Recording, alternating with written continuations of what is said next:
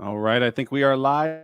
If you can hear me out there and you're watching, Gretch, I see you. Let me know if you can hear me. You can hear me clearly. We've had some audio issues in the past here with this microphone. I think starting to go out on me. So if you can hear me, give me a thumbs up, just so I know everyone can hear me all right. Just give me a thumbs up in the comment section there to make sure we are off and running. It is good to be back with you guys. It has been a while, so I'm excited to do another Dividend Power Hour. Happy New Year. We haven't seen you in a while. So if this is your first time joining, my name is Mark Rusin. Matthew, good to see you. Hopefully you can hear me all right. Gretch, good to see you. Hopefully you can hear me all right. Just give me a thumbs up if you guys can. All right, sounds good. Perfect. So let's get rolling.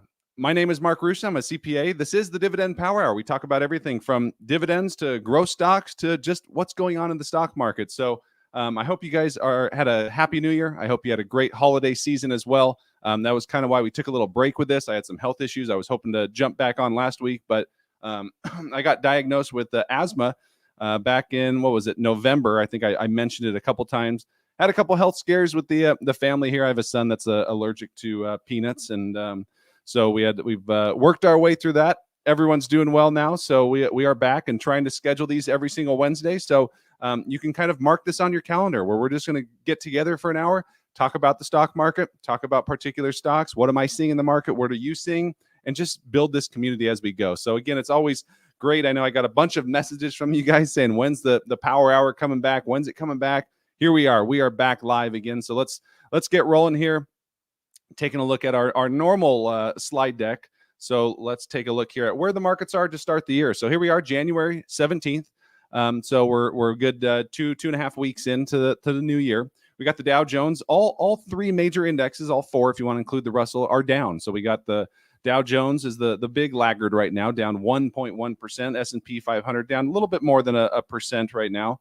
The NASDAQ, which was the big winner in 2023, is down 1% as well. And then the Russells. This has kind of been the surprising. We saw this big boom from small cap stocks that have been lagging for quite some time.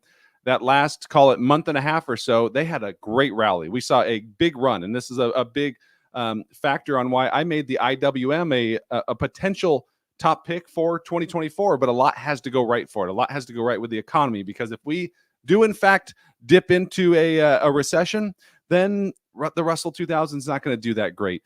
So with a lot of the news that we've been hearing and some mixed signals that we'll talk more about on where interest rates are going, that's going to really predicate on where IWM and the Russell 2000 is going to go as well. So that's where things stand right now in terms of the market. In terms of valuation, analysts have a consensus EPS estimate on the S&P 500 of $244 per share. That puts the current S&P 500 at a PE multiple of 19.4 times. Again, a 10-year average is around 17.5. So a little bit elevated right there in terms of where things are with valuation. And, it shouldn't come as much of a surprise given the big time run that we saw in the year that we had in 2023. I mean, when you have an S&P 500 up nearly 25% on the entire year, that is a fantastic year. The average is usually right around 9 to 10% over the past decade or so. But when we're talking about a 23% in a year that a lot of folks didn't know what was going to happen, we were coming off a brutal 2022 where the stock market didn't do that great at all. And then we just have this V bottom straight up, and it was largely led by technology. NVIDIA up well over 200%, Meta 200%. You had Alphabet, Microsoft still at all-time highs. So we'll talk more about the Magnificent Seven. Where do we think they're going? Is it starting to see a little bit of a disconnect within that group? And we'll talk more about that today as well. So, and then let's move over to interest rates, which definitely have been in the news lately. We got the 10-year at 4.1 and the 2-year at 4.36, 4.4 we'll call it today. These are both interest rates that were well over 5%. The last time that, when I was actually updating these slides, the last time that we had a power hour, which was, I believe, late November, early December, if I'm not mistaken there. So those have come down quite a ways, but we've also seen a kind of a small little rally here in the past week or so. And we're off and running here on Q4 earnings season. So a lot more companies are starting to report their earnings. We saw big banks launch that season, if you want to call it that, at last Friday, and those are just going to continue to roll in. So we'll have some big time ones coming next week, and the next couple weeks, I should say. In terms of economic news, what do we get recently? We got some retail sales. So U.S. retail sales were up 0.6% in the month of December, which is obviously a major month for the economy, given all the holidays that are going on that month. So there's a lot jam-packed into the month of December. So it was good to see those sales up. Analysts or economists were expecting 0.4%. Even when you take out autos, which is a good percentage of that, just given the price there, you go buy a shirt, that's $15. You go buy a car, that's $15,000, $30,000, $40,000 or whatever it may be. But in terms of overall, in terms of the year 2023, retail sales up 5.6% year over year. So pretty solid there from that standpoint. And then moving over to housing, which I believe is going to be a big theme here in 2024. We have the 30-year fixed rate hovering right around 7%. That's off last year's highs that hovered around 8%. Builder confidence is rising yet again as those interest rates come down. We're starting to see demand start to creep up yet again. So that's a good thing for those builders there. In terms of that, the fear greed index, you could see we were looking at an extreme greed level just a few weeks back. So it's good to see that starting to moderate. Things are starting to, even out a little bit here. So we're still in the greed section of that, hovering right around 58. Neutral is kind of when things are status quo. But usually when you're in that extreme greed level, that's when you can start expecting a little bit of a pullback from that standpoint there. So, as an investor, I don't put a whole ton of weight into, a greed index per se, but it is something that I like to look at because it kind of tells me, okay, are things kind of getting pushed out of hand here in terms of valuation, in terms of momentum and where the market is as a whole? Should I start raising some cash? If I have some winners that are looking overvalued and I want to trim a little bit, that might be a good time to do it. Now, do I do it just because we have a greed index at extreme greed or just greed level? No, I never sell a stock just based on that alone, but something to consider in going in that. So we talked about earnings. We talked about Q4 earnings season kind of kicking off last week. Here's the companies that are going to be reporting earnings this week. So you can hopefully see that there. We got already reports from Goldman Sachs. We got Morgan Stanley as well. We have Prologis that came out today, as well as Charles Schwab. So we'll take a look at some of those here towards the end of today's program. And then you got, TSMC that's coming up tomorrow. We have Discover that was after hours today. I didn't take a look at that one. You got JB Hunt. So it's interesting to see, not only as an investor right now, am I focused as much on what did you do in Q4? I want to know how they did, obviously. But I'm more focused as an investor, and I believe this is kind of consensus for a lot of investors right now, is not as much as what did you do for me the last 3 quarters, but what do you plan to do for the next 4 quarters, for the next quarter, the next 2 quarters, whatever it may be, whatever guidance they go out and give you, what are they seeing? Because number one, these companies that are already reporting were already obviously 2 to 3 weeks into the new year. So they already have a head start on, okay, what type of momentum? Are we carrying over the momentum we had in December? And then, they already know what orders are coming in that may not be fulfilled for another quarter or 2. That goes into their guidance calculations. So that is going, if there's companies that are going to start giving soft guidance, might be a reason to start getting a little bit concerned. Right now, for me in my position, I'm looking to raise cash. I believe that, we've seen it, a little bit of volatility start to creep back in. We have valuations that are still a little bit high. And if you join this power hour at all in 2023, you probably heard me talk about Apple. Apple overvalued. I just hammered it home. Apple's overvalued, especially around when we were at that $190, $200 level per share, when we were hovering around those highs. Well, Apple's has struggled. So let's begin with, before we jump into 2024 and I get way ahead of myself, let's begin with a poll here. You guys, I want to hear from you guys. It's been a while, so I'm happy to be back here and in front of the camera talking to you guys live. So it's exciting from that standpoint there. So let me know, what was your top performing stock in 2023? Let me know in the comment section, what was your top performing stock and what was your gain during 2023 for that particular stock? If it's NVIDIA and you bought it on January 1st, then you're probably going to tell me it's NVIDIA and I gained 220% or whatever it was there. So let me know, what was your top performing stock in 2023? Let's see it down in the comment section there. So, and then that'll give me a section to jump up and see who's all tuning in here. So we got Gretch, Matthew, Kevin, Olivia, Robbie, Gretch, I was not expecting the Russell to fall that much. Yep. So we had some, and we'll talk about it here with where rates are, some of the commentary from Fed official Waller, and we'll get into that as well there, Gretch. We got Fly with Dominique. I think all it has to do is the possibility of central banks' digital currency giving the value USD in regards to the petrodollar. I still go heavy on REITs and physical silver and gold. Robbie, at some point, can you look at PFLT and give me your thoughts? Awesome. Thank you for that. All right, let's see. What were some of your best performing stocks in 2023? Entree. Let me know if I said that right there. Chevron, nice. I think Chevron's, trading at a decent valuation right now. Definitely. If we go over here to our Seeking Alpha map, take a look at shares of Chevron Corp. We could see down 20% over the last 12 months. So it's starting to look at it like it's a good valuation from here. I just talked about this. If you guys subscribe to my weekly newsletter, The Investor's Edge, this is a position I'm looking to potentially add to or enter into, and I'm doing it utilizing options. So a cash secured put to enter into that right around 140 was what I sold. So raising some income there while doing it at the same time. So, all right, what else we got here? Fly with Dominique. JB Hunt, I still have an investment in the trucking company. I'd see them strong East Regional, and a lot of their TR on railway per train for international.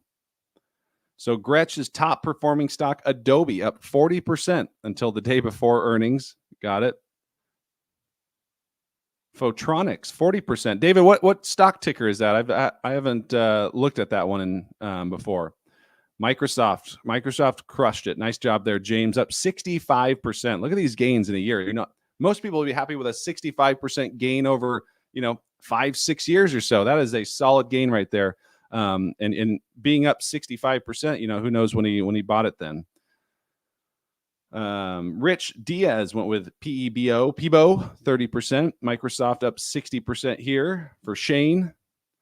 DLR, there we go, Diego. There's a REIT one. REITs got hammered in 2023. No surprise. Interest rates were high, higher than many expected, as they had to deal with inflation. And when interest rates go high, REITs tend to struggle a bit. It's because a lot of people invest in REITs because of the income, the not interest rate, the dividend yield that they get.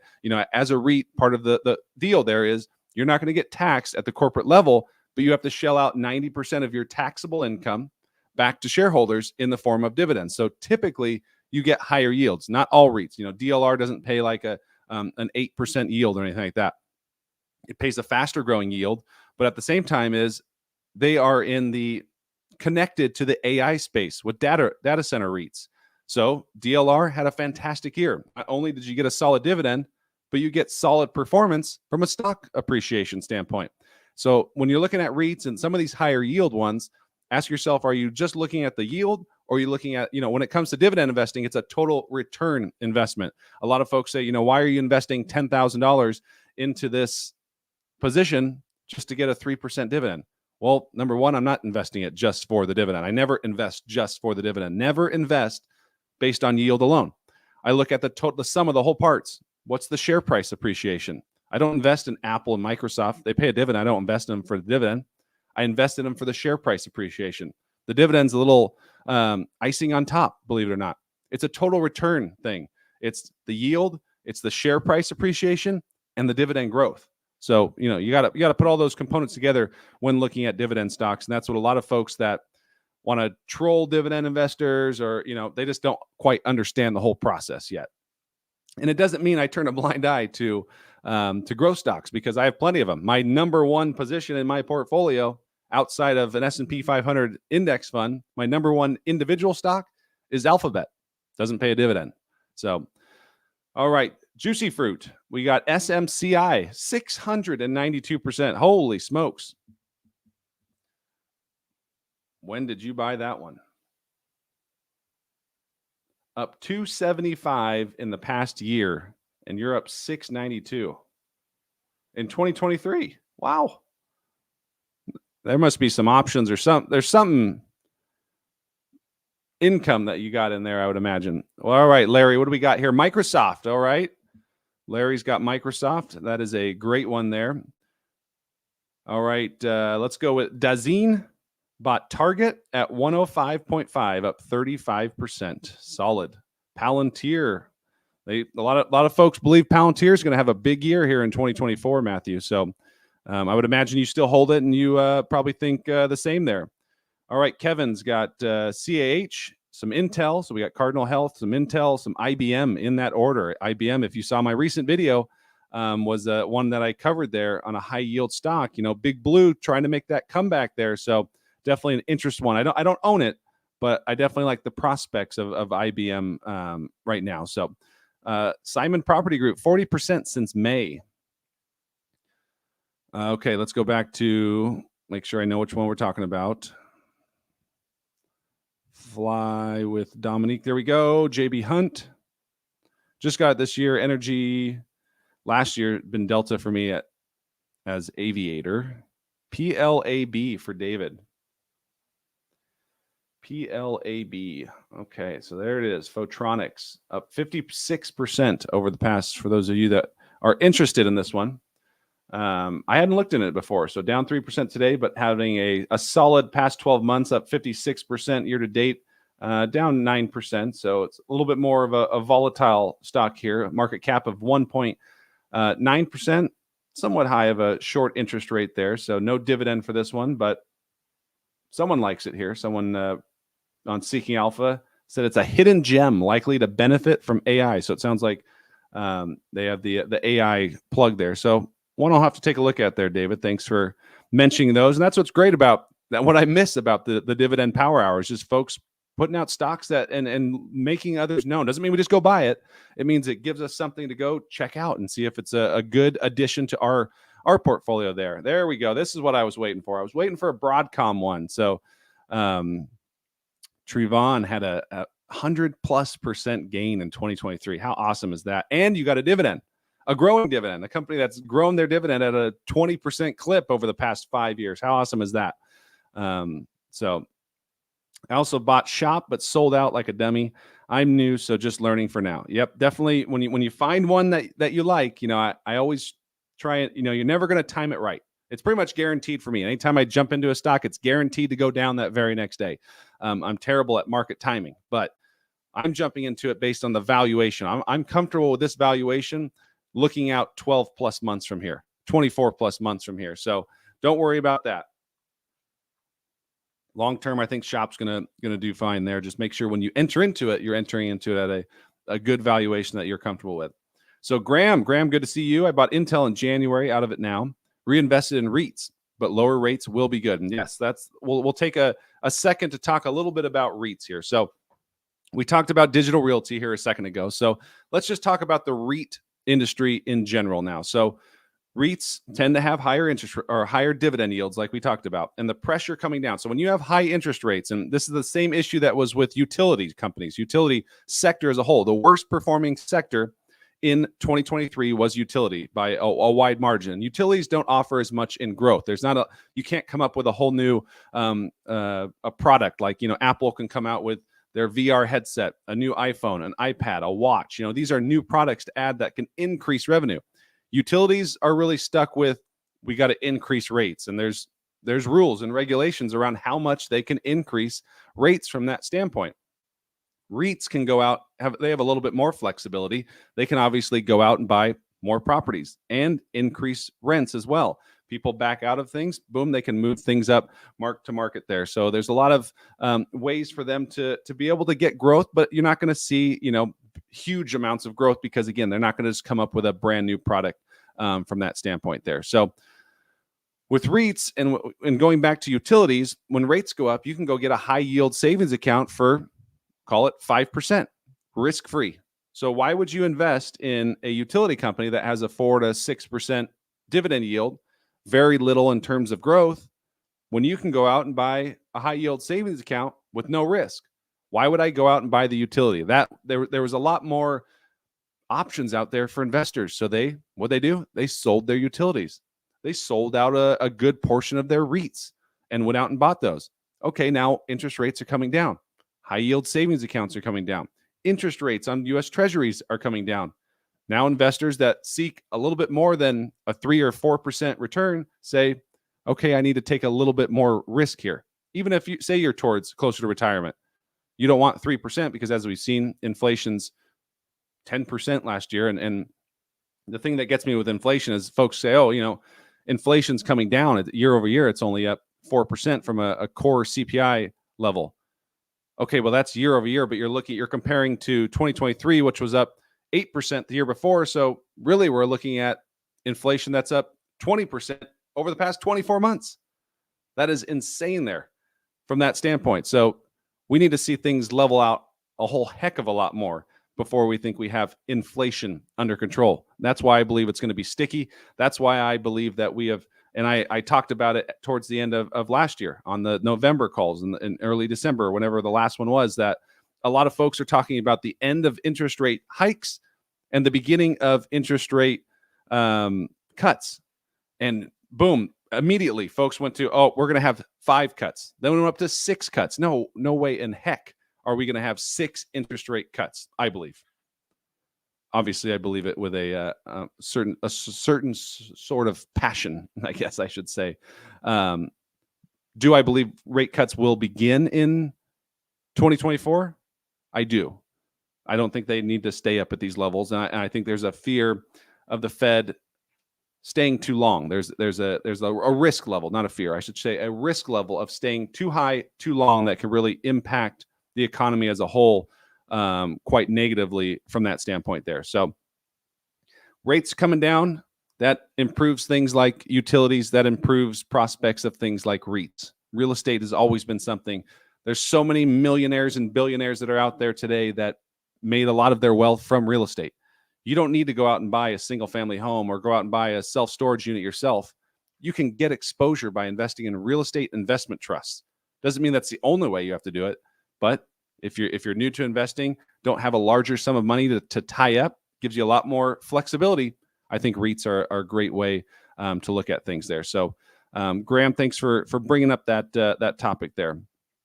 All right, what else do we got here? Fly with Dominique's got. I see BA coming back around as they build more than the recent grounded heavy. So I like Boeing. I like this fall on Boeing. Let's pull up the chart here for Boeing. Let's go here to Boeing. All right, so stock ticker BA, and we know all about the negative headlines that Boeing has had recently with doors falling off, and what is it? 2 years ago, the crashes over in Europe or Africa, wherever that was. They've had their list of problems, major problems. Nothing to scoff at all. So there's reason to be concerned about Boeing, but we've also seen a stock that's gone from 179, 177, which was a 52-week low. We'll call it on Halloween, and in a matter of a month and a half, reach a new 52-week high. People believe once they get things back in order, people believe in Boeing. And the key, as from an investor standpoint, is you don't have to be the bottom feeder there. You don't have to be like, oh, if I missed 177, I need to not get in it. It's okay to buy stocks that are at 52-week highs, as long as the valuation makes sense. Now, if you bought Boeing up here, I'm not going to blame you at all, because no one is doing their due diligence looking at Boeing and saying, well, if a door falls off, Boeing's probably going to fall. Yeah, well, obviously, if doors fall off, if a wing falls off, if a pilot is ejected for some odd reason, I don't think they can physically even do that. But this type of stuff doesn't go into your due diligence. There's a risk level when you're doing due diligence, but when you're looking at valuation, you don't think a stock's going to go, okay, we're going to go from a 52-week low in a matter of a month and a half. We'll go to a 52-week high. And then we'll go back and revisit the 52-week low in another couple weeks after that. So a lot of volatility if you're a Boeing shareholder right now. So here's the way I'm going to tell you how I'm playing Boeing. I don't like to see stocks that are continually falling here. There's negative headline risk. From a valuation standpoint, I like where Boeing's going. Had this not happened, there is a runway of growth, no pun intended. But They're obviously going to be under more scrutiny from this standpoint. So can it delay things? Absolutely. But if you go back to when all of this started happening, we're talking about a stock that was up over $450.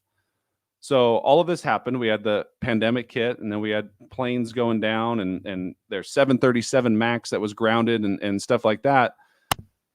So if you look here, here's the stock when it was up, back in 2019, up near $450. You had the pandemic hit.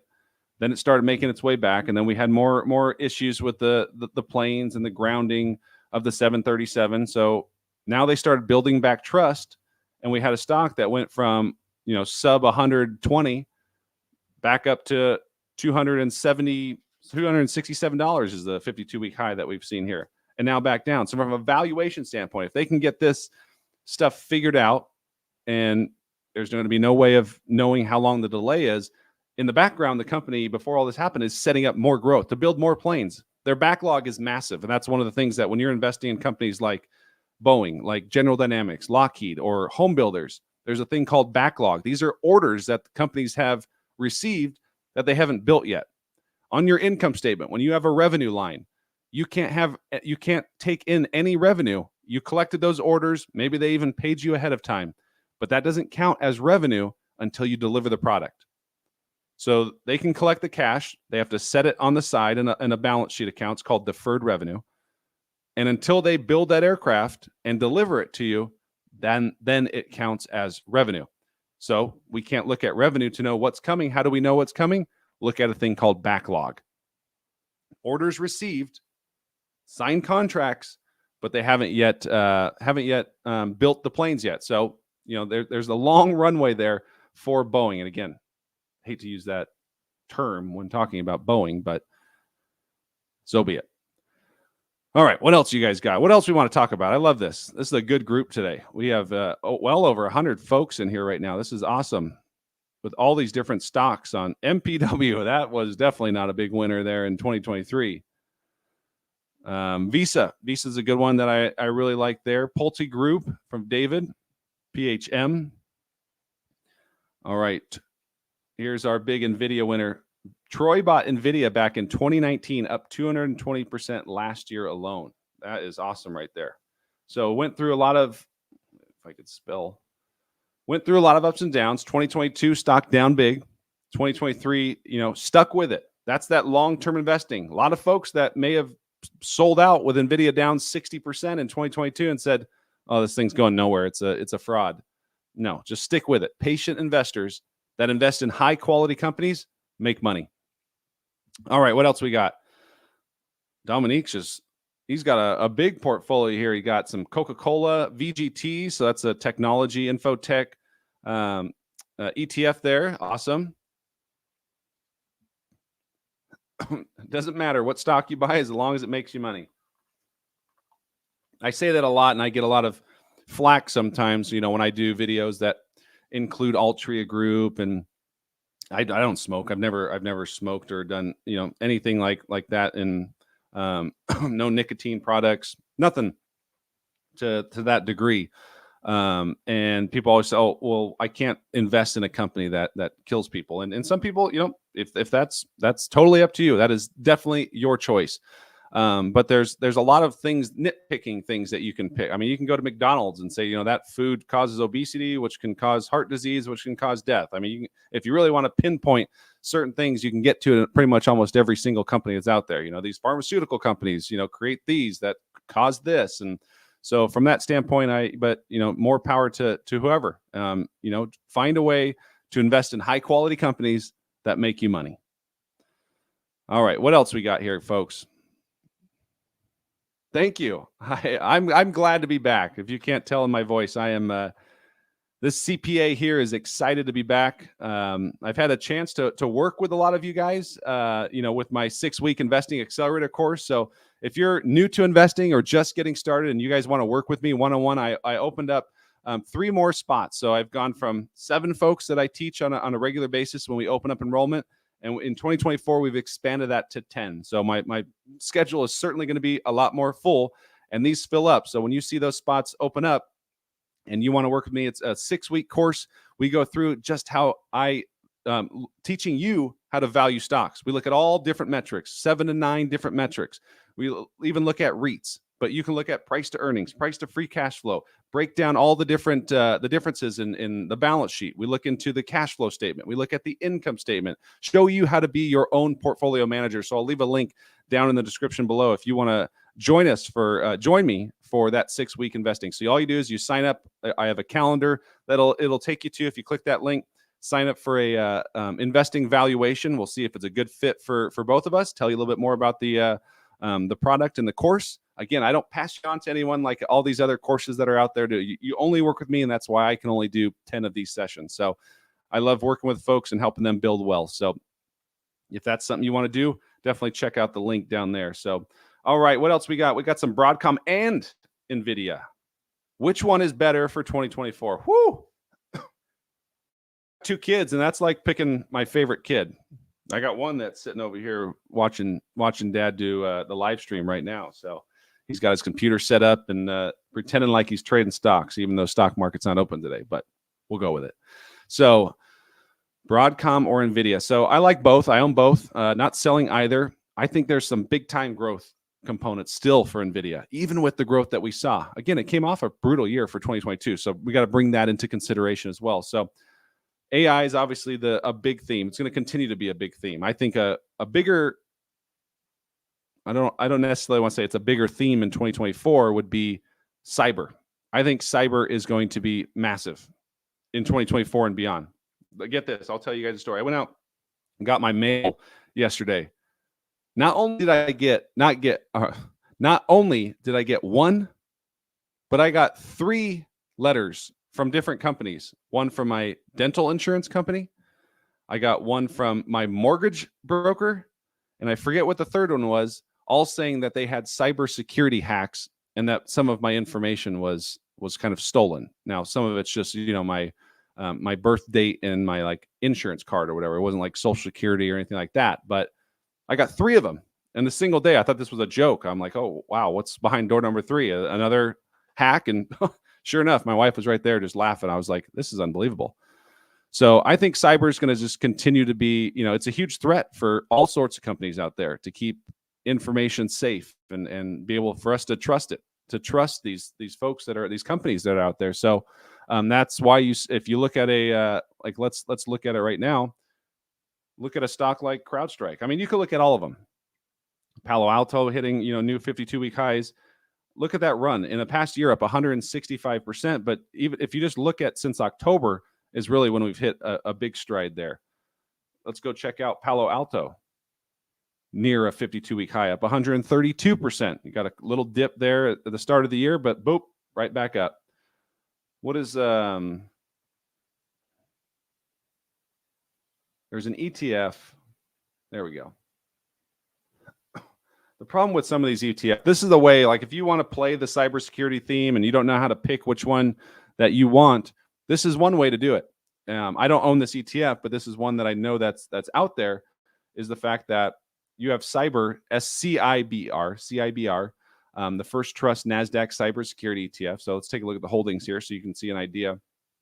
Mostly technology, but so you got Broadcom, you got CrowdStrike, Info Systems, Palo Alto, there's Cisco, SentinelOne, Juniper, Okta, Fortinet, Zscaler. So in total, 39 positions, top 10 make up almost 50%. So this is a way to play the cybersecurity theme as a whole without having to pick and choose individual stocks. Now, you can certainly do that if you want to be more hands-on and stay up with those individual stocks. But this is the big negative here, is that, and you've heard me talk about it before, expense ratio. There's thousands of different ETFs that are out there today. And, some of these more actively managed, if you want to call it, ETFs, they can have high expense fees, and those really eat into total return. So, you're confident in it's beating the S&P 500, whatever your benchmark is, by a wide margin.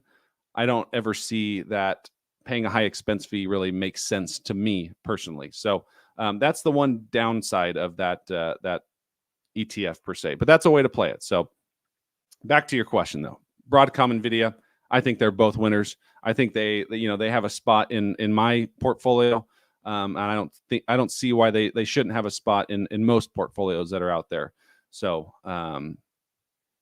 I can't pick one over the other. So, all right, Jordan, good to see you. I currently own 2 shares of VOO, which is the S&P 500 ETF, but it's very expensive. Is SPLG a better buy, or do you suggest an ETF that follows the S&P 500? So with VOO, you already have the S&P 500. So that's, if you're looking for S&P 500 exposure, you're going to get it right there. Whether it's the SPLG, whether it's VOO, whether it's IVV, whether it's SPY, they all track the S&P 500. Now, what I would look at is, do they have differing expense fees? And they do, but albeit they're not that different. So is it worth selling just to add a different one? You're going to get the same. They're all going to be tracking the S&P 500 from that standpoint there. So the reason that I pick SPY is the fact that, let me bring up the slides here for you to kind of show you what we're talking about. So here's VOO. Let me take your comment off. So here's VOO. Past 12 months, we're up 18.7%. You wanted to look at SPLG, up 18.8%. You want to look at IVV? That's the iShares S&P, up 18.7%. You want to look at SPY?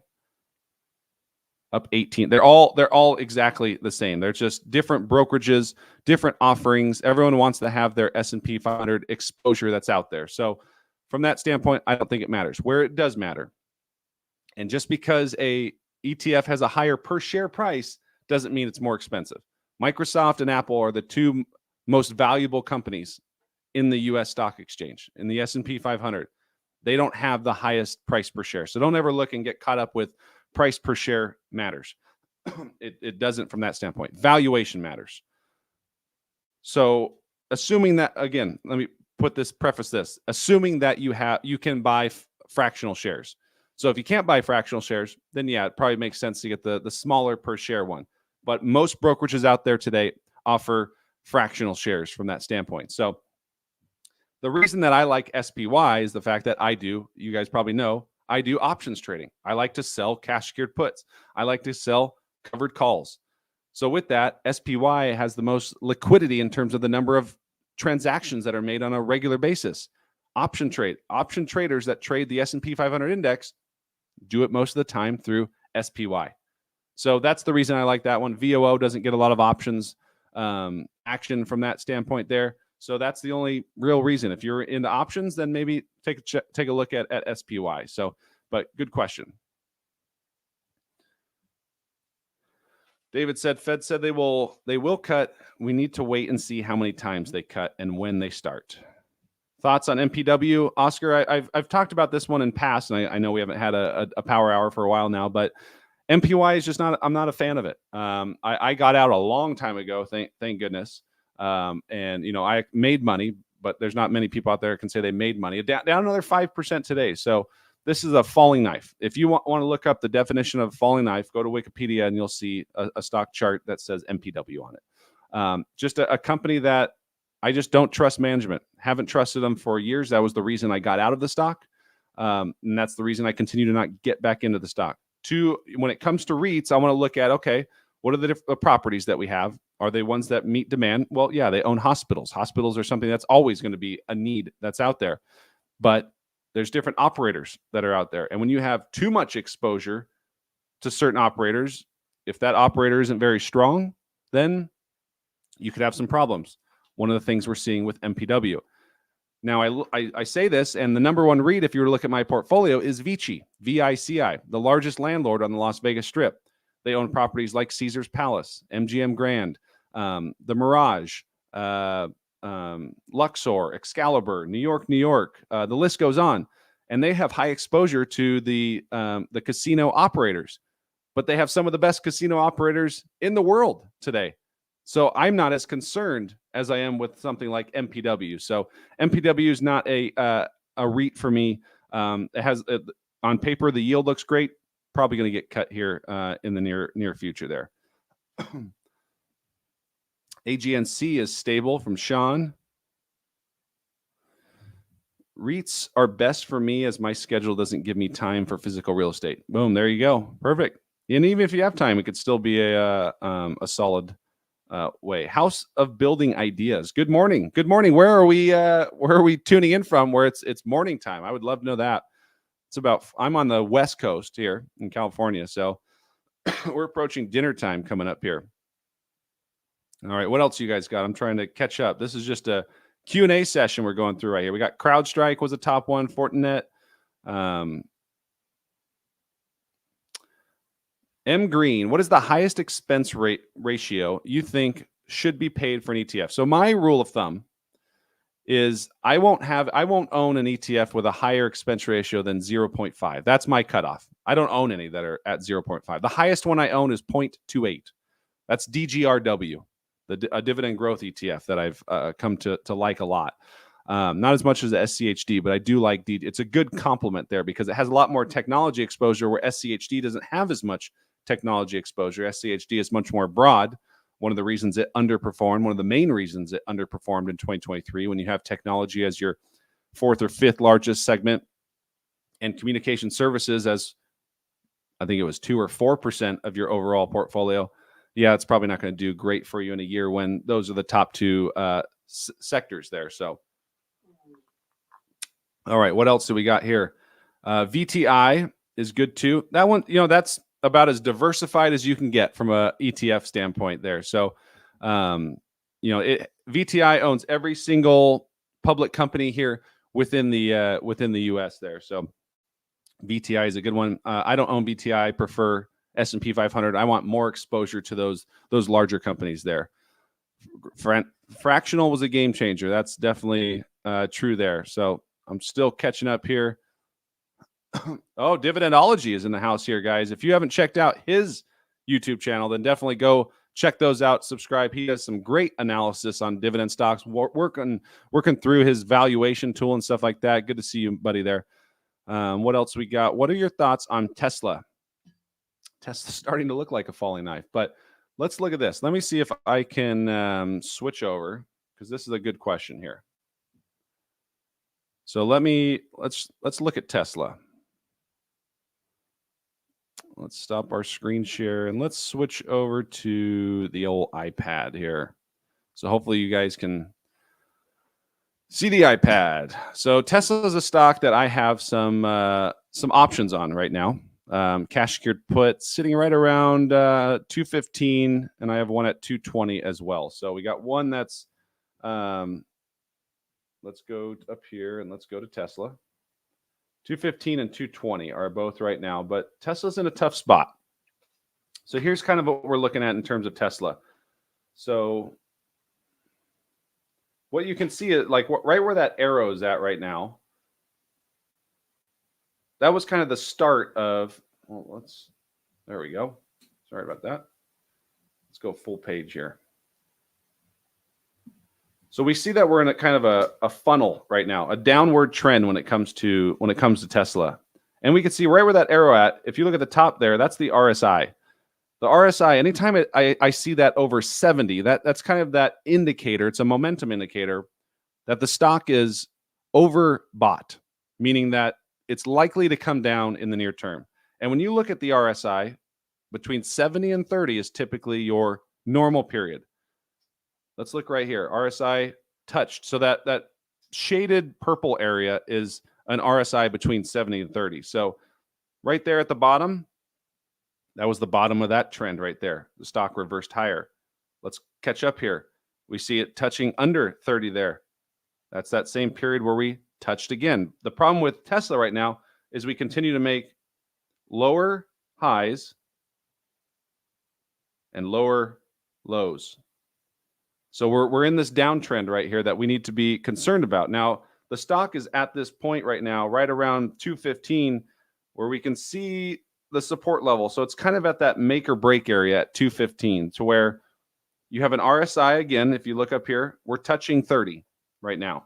We're at 30.7, which is right at that level that I've been telling you. If you look at, if it goes based on history, we could see the stock reverse course here in the near term. Doesn't mean it's going to stay up. It just means if you bought it right now, in the next 5 days, could it potentially be up?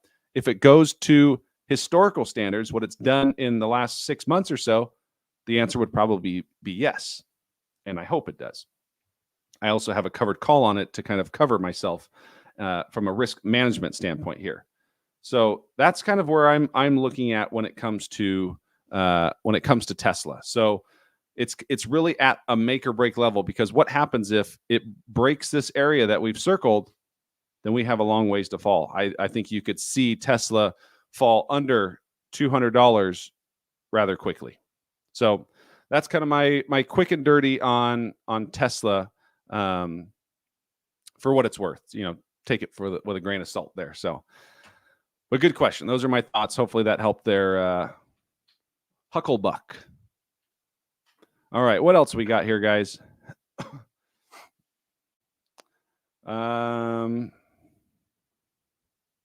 Fly with Dominique's in Indiana. Patrick is in the house. He's got a question here. EV plays in 2024. Are car makers dead money this year? Ford, Tesla, etc. So far, yes. So this is kind of what I wanted to talk about and touch on, which we've already been kind of touching on throughout the course of this video, is the fact that we've had these Magnificent Seven stocks that have been nothing but magnificent in 2023. They were fantastic. NVIDIA was up big time. Even Microsoft, and even though they were only up 50 to 60% in 2023, all of them had fantastic years. But we're starting to see a bit of a disconnect. People are starting to see what I've kind of been talking about towards the end of 2023, and Apple doesn't have a sustain. How does the PE multiple of Apple double in a year, and their sales were flat to negative for the entire? How did they earn there's so many Apple fan club members that are out there that just blindly buy stocks without looking. And Tesla could be the same way. You got a CEO right now that for some reason he can't innovate Tesla and make it what he wants it to become with his, he can't bring out new ideas without having 25% ownership of the entire company. So does that mean if you don't have 25%, you're going to hold back your ideas? Like that doesn't make sense from that standpoint there, from what Elon said. So he's a brilliant mind, but I think what you're starting to see is a disconnect in a breakdown of some of these Magnificent Seven. It's already down to a Magnificent Five. If we go and we look at, what has Apple been doing? I believe they've kind of come back.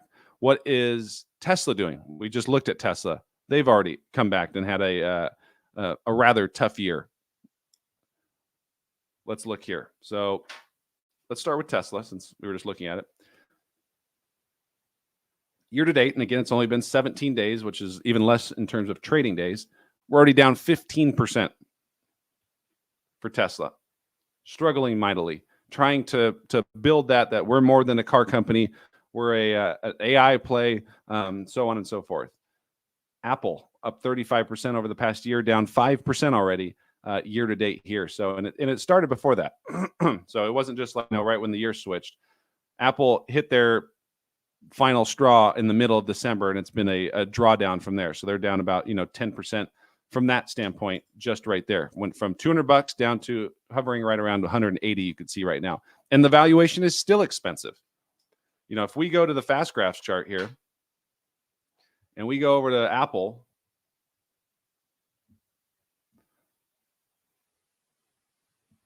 zoom in there for you a bit.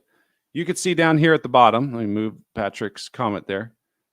Down here at the bottom, you could see September 2024, they're expecting analysts, this is average analyst estimates, of $6.60 in 2024.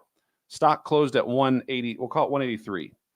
At 183 divided by 660, we're talking about a stock that's trading at 27.7 times. Now, let me show you something else. If we go over to our earnings now, and we look at earnings estimates going out, there's close to our 660. Let's look at our revenue growth. This is a company now, 27 times. A company that's growing earnings, expected to grow it. This is if they hit their status quo, what analysts believe. So we went from 0%, negative percent in 2023. Then we're going to 3%. We're jumping all the way up to 3%.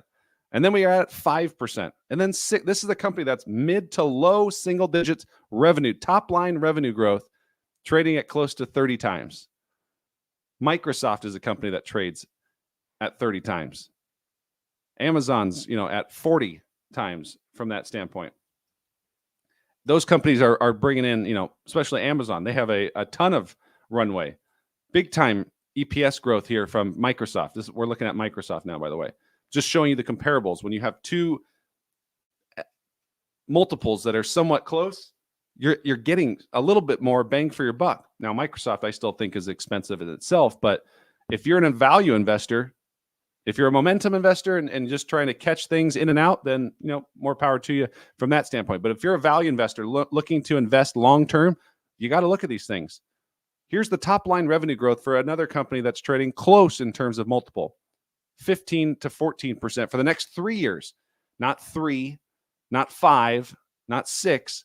So how does Apple deserve a multiple above even 25? I think it's much more reasonable at 25. Sure, they're going more towards subscriptions and services, still only 15 to 20% of the business. It's not 40% of the business. Is it going to grow? Yeah, sure, it's going to grow, but the stock needs to grow. They have to get something out of it. Just because we have 40% service, let's say service revenues ended up being 40% of total overall company revenues.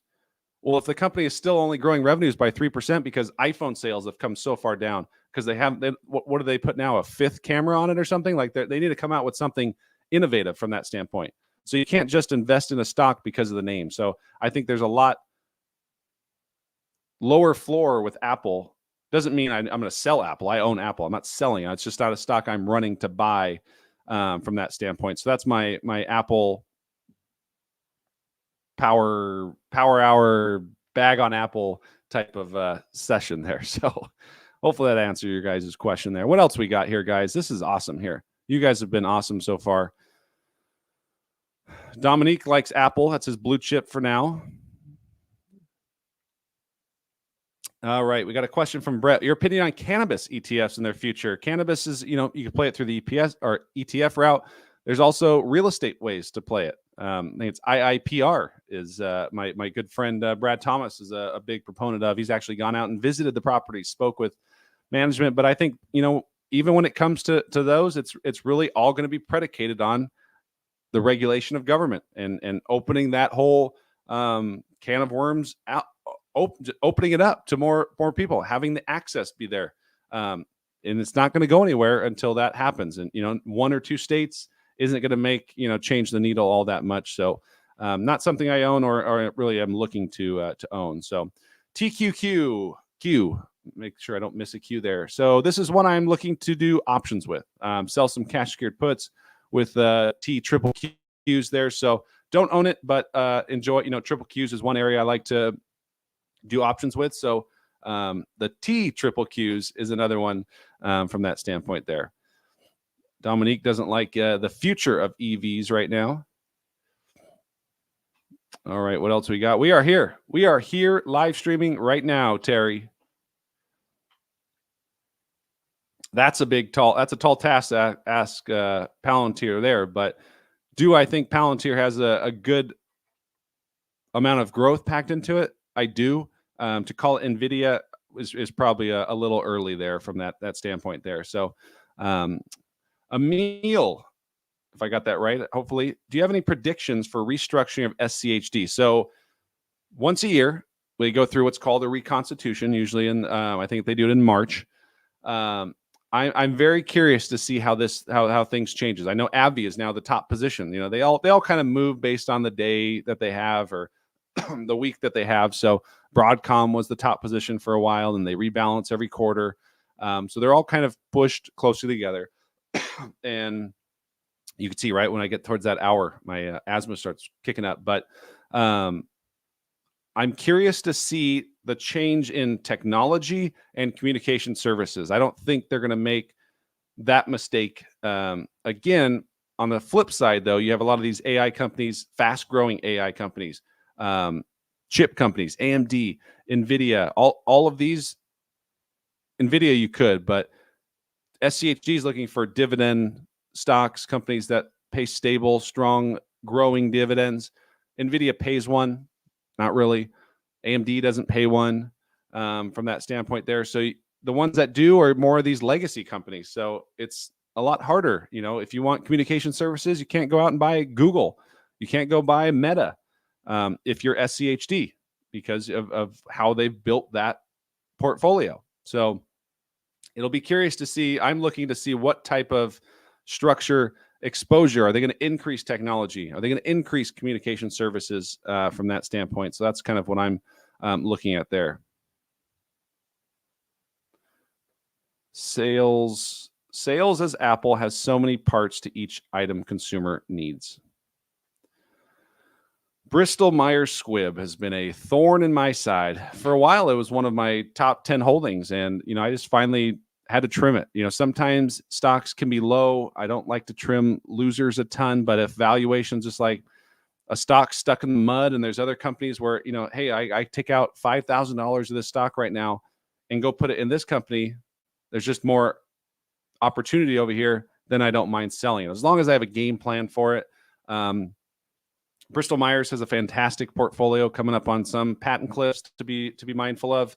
But they have a strong pipeline. I think they got to make an acquisition. We're starting to see a lot of more acquisitions, mergers and acquisitions made. So that could be a route for Bristol Myers. They need something to jumpstart the company again. I still own some Bristol Myers. It's extremely cheap, but it's one of those companies that I kind of put in the bucket on. It's cheap for a reason. Not in a bad way, but they're just not going anywhere right now. So they need to make some moves to get going somehow. But good question there.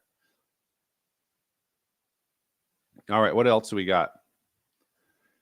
So Terry, you may be joining a little bit late. So we had a question earlier talking about MPW. Not a REIT for me. I said it was the definition of a falling knife. I think it's got poor management. And just don't like the high exposure that they have to some of their top tenants that, quite frankly, aren't all that strong. So it's really in that penny stock level now. It's really been that fall from grace for a while. It was up, I think it was up over $30. But now we're talking about a stock that's down around $5. So not a stock for me, not a REIT. There's so many great REITs out there. Musk did say the first 2 quarters would be rough. Long-term only. Love it. Spot Bitcoin ETFs. I'm going to bring my neighbor over here. I don't really have an opinion here. So I have some, for my kids, kind of their retirement accounts that I have, buy them just very minimal amount of Bitcoin to give them a little bit of exposure. They have much more exposure to stocks, but that's, I don't really have an opinion one way or another. I think it's potentially it's a safer way to invest in Bitcoin. I got burned, probably been a couple years now with Celsius. Luckily I took a good portion, only had about 10 grand in there, took 8 grand of it out for some tax stuff that I had to deal with for a business. So I left 2 grand in there, 2,500. Probably won't ever see that again when he got locked up. So from a safety perspective, it's probably safer if you want that Bitcoin exposure, but I'm probably not the person to come to for Bitcoin opinions or anything like that. All right, what else we got, guys? We are right up against our hour right now. I'm just trying to run through all these awesome questions that you guys. Kelly, hey Mark, just got off. Cliff notes to give. Every single index is down. Apple's overpriced. Tesla's struggling. Tesla and Apple appear to be outside the Magnificent Seven. Microsoft's still plowing ahead. Nvidia still plowing ahead. I think Amazon and Alphabet are great plays right now. So we're really down to the Magnificent Five. Got a couple questions on MPW. I don't like them. I like the REIT sector. I think utilities are going to have a little bit not be lifeless like they were in 2023.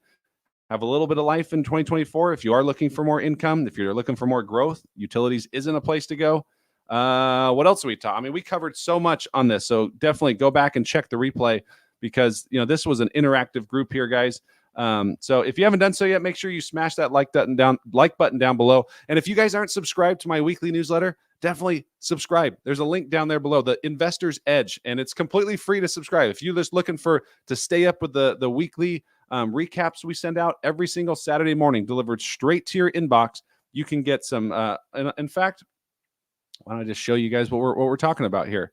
So let's go and show you guys. So we moved over recently, so it's a whole fresh new look in terms of what the Investor's Edge looks like. So we're at Beehive now. So that link down below, if you sign up, it'll give you access to it. You can also look to become a premium member, where you'll get my monthly portfolio, see my entire portfolio, stocks I'm buying and selling.